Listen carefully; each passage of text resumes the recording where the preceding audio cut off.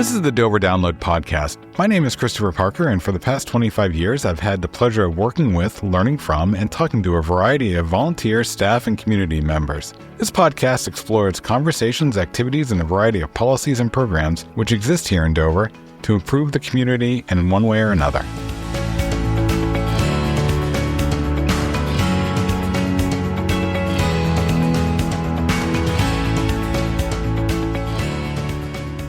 One of the things that I think is a hallmark of the city of Dover's government access is that we believe in transparency. It is our starting point.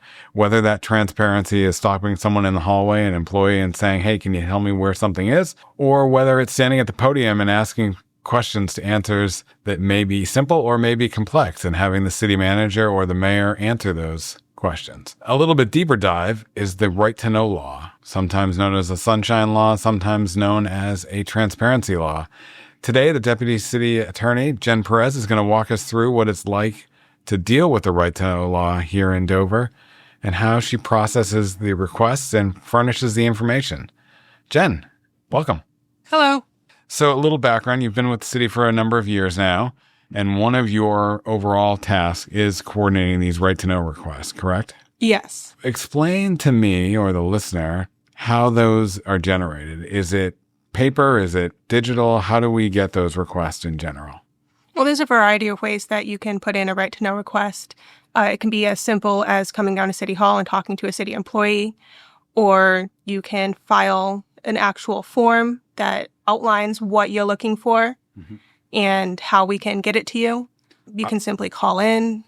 So that's a good segue, because what I'm thinking is you could make it very difficult. We could say these forms have to be submitted in this format and this way, and we have to be able to read your handwriting. But instead, we've decided to make it as just ask. Like, we're not trying to hide things. We're trying to understand what you want asked. I got to think that that's probably your first checkbox is, can you actually understand what the request is? But we're not making it difficult here. We're just saying we need to document that someone asked for something, but then we want to actually provide the information.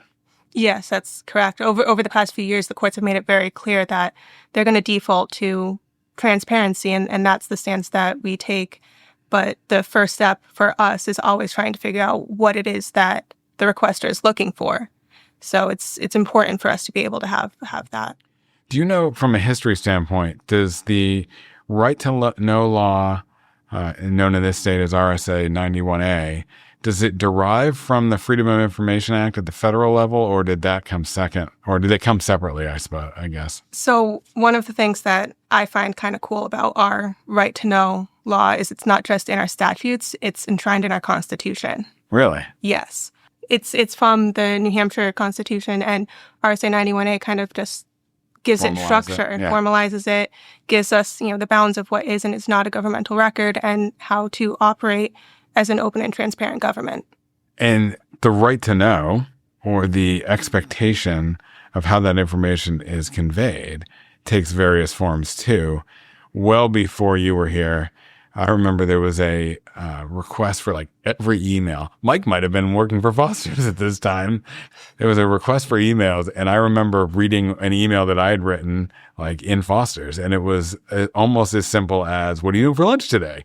Because we gave everything.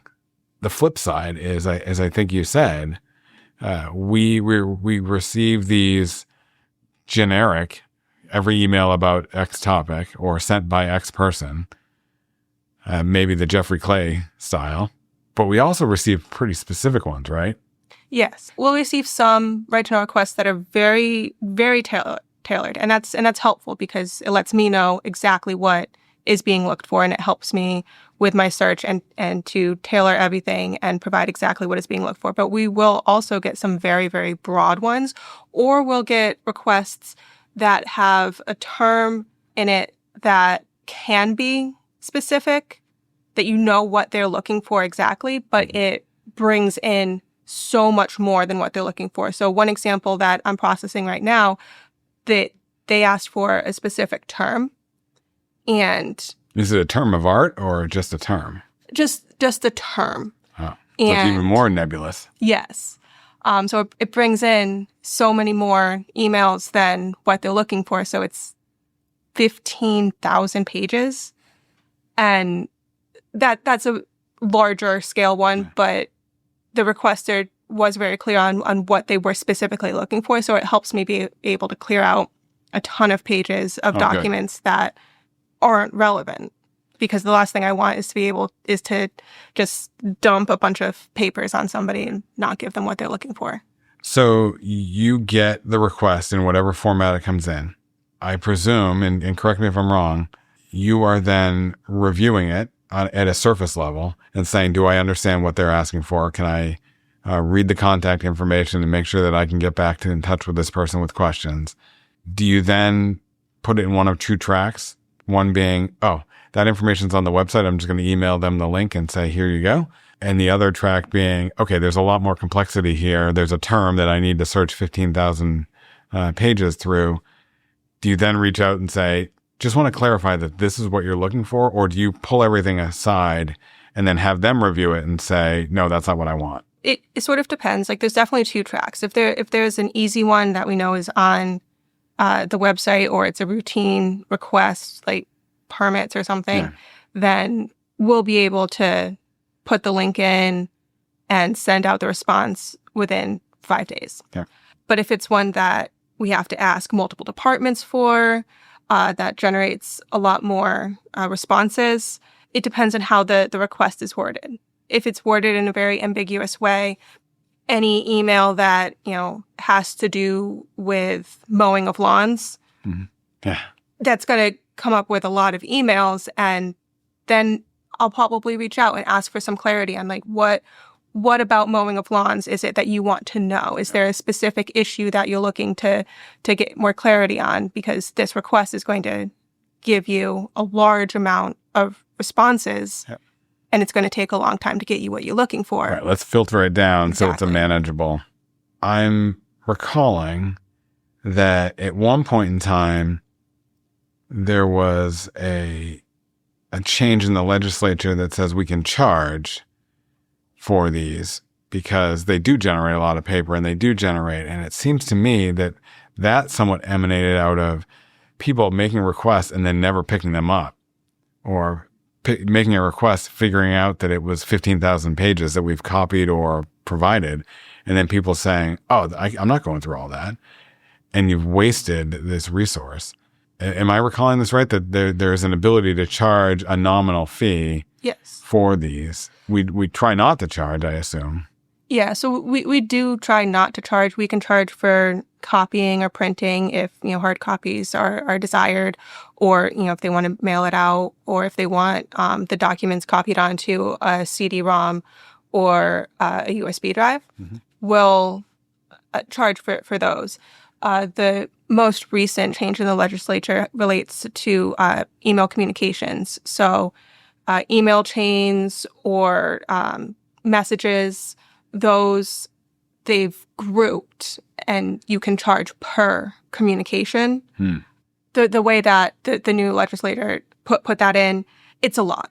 So you do have to have a very large response in order to get to that point for being charged for communications. But there are ways to where you would get charged for a right to know, but we try to avoid that. If we have something in a digital format, then we'll provide it that way, and that's... Am I correct that there's no differentiation in the law between an individual and a corporation or an entity, meaning Jen Perez can make a request, or goodforjen.org can make a request, or Jen Perez LLC can make a request, right? We don't differentiate, or the law doesn't say that citizens or residents have more rights to these than companies or entities. The law does identify citizens, and there's been debate back and forth on what that entails. Generally, as a general practice for Dover, we respond to everyone. We'll get, businesses from out of state, asking us for documents, and we'll still respond to them. I recall from years ago that a real driver for a while was mortgage financial companies or title search companies reaching out and saying, are there any zoning violations? Are there any land use violations? things like that people need to provide answers to during refinancing or sales. And a lot of times they would send their own form and say, just, you need to fill out our form, as opposed to if you sent them back a link that says, here's the permit website, you can find this information out yourself. That's not what they want. How do you navigate that? So we're not required to fill out forms. Okay. If they send that in, then we'll send them a link to all of the public documents that they can use to get the answers that they're looking for. So you're not going to do their work for them? I'm not going to do their work for them. I have enough work on my own. I was going to say, approximately how many of the right-to-know requests do you see? It varies. It definitely varies based off of political climate. Yeah. But we always have at least one open. Anywhere between 1 and 5, I would consider a normal, amount to have open. And how long do you have to respond? So the right to know law requires that if they are immediately available, then they be provided immediately. If not, then within 5 days to either disclose the documents or provide a timeline for when those documents can be disclosed. And so that doesn't mean that you're going to be able to, email into the city attorney's office and ask for, historical permits on some property and get them that second. Right. Because they've been archived. Exactly. Yeah.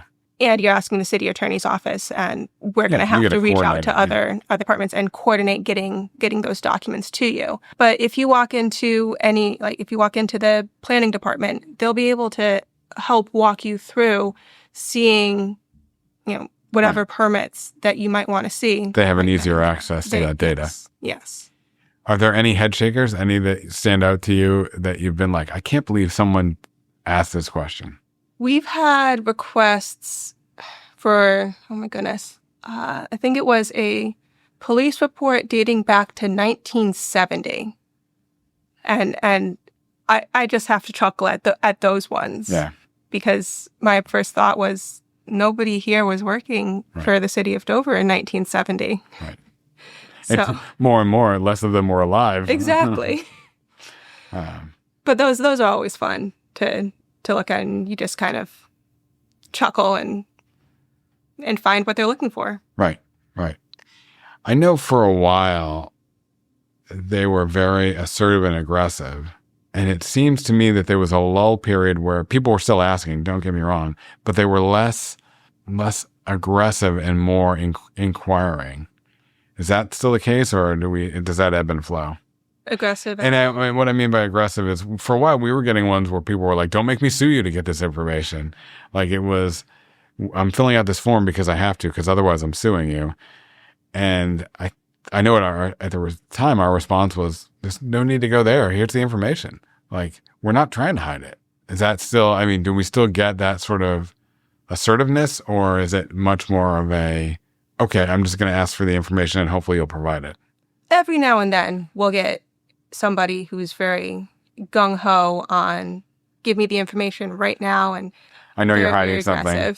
Yes. Yeah. Every now and then we will get somebody who, is trying to find, something that's being hidden.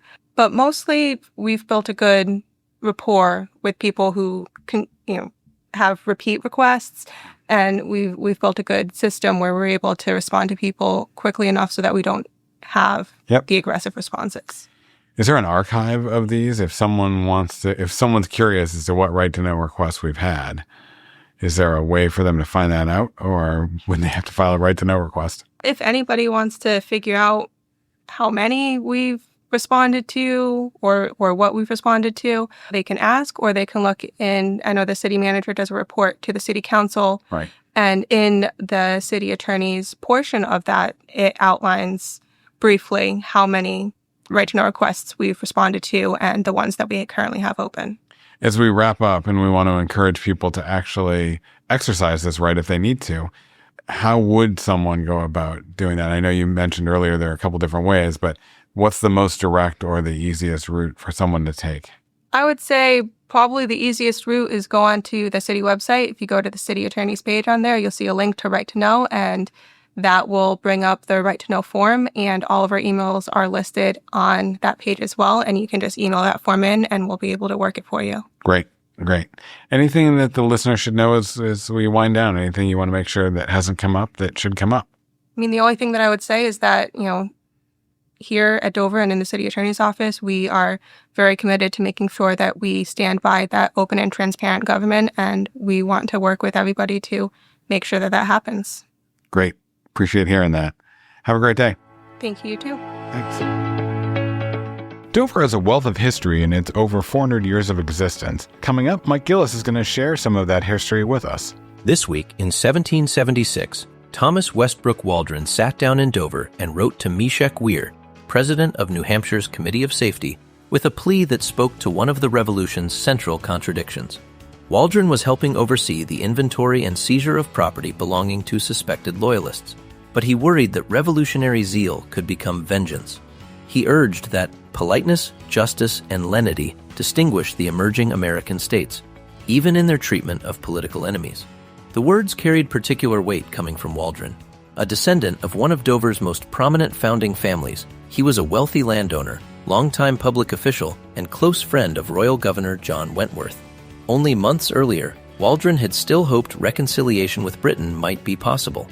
By 1776, however, he had broken with Wentworth and joined the Patriot cause, serving as a Strafford County councilor, recorder of deeds, and chairman of Dover's Committee of Safety.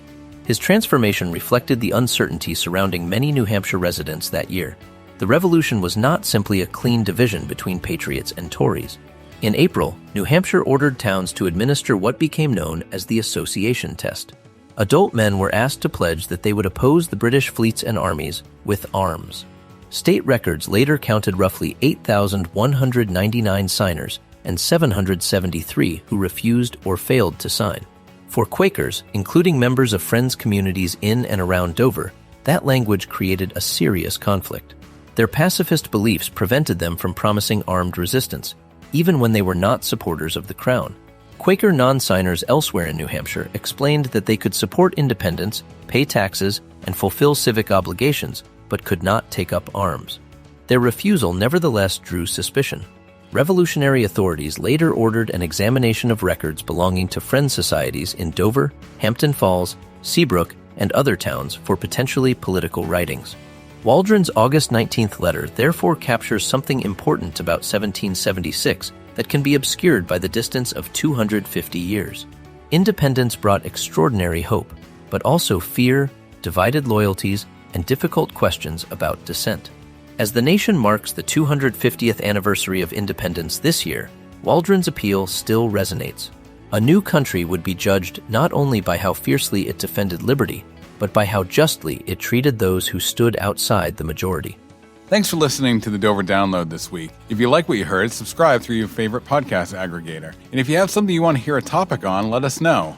Finally, this is just one of the many ways we share information about the city of Dover. You can subscribe to the Dover Downloads email newsletter every week or other newsletters that we have by going to the City of Dover homepage, www.dover.nh.gov. Have a great week.